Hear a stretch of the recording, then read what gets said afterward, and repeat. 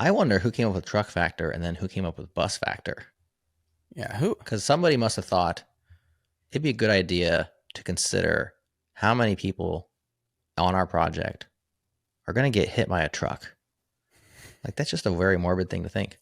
And then someone else was like, nah, let's just call it a bus. Like, maybe that's slightly less. No, it's just, it's a There's weird probably deal. more to it, but I think I would imagine that it's more common to be hit by a bus, I would think so. right? City streets, buses are more frequent than trucks.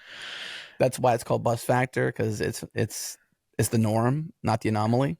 And why wouldn't you just call it like leave the team factor, right? Like, I just feel like, why do we have to bring death into this? I do think there's a reason for that.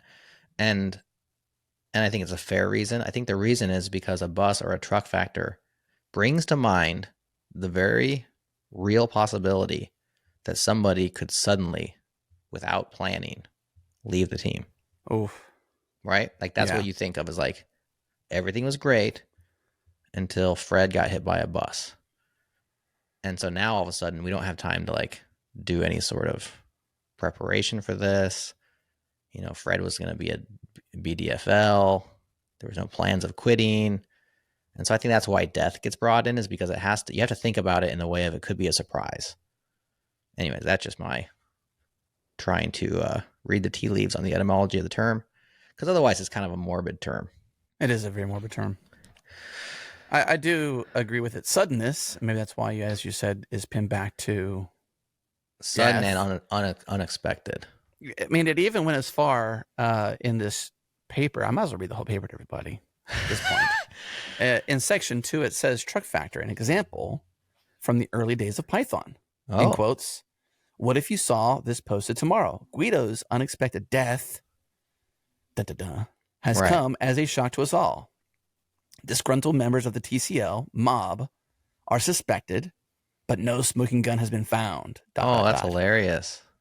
The TCL mob, so that's a competing language, right? TCL. So that they're making up this hypothetical in which people from the TCL language community, the mob, somehow came and killed Guido van Rossum.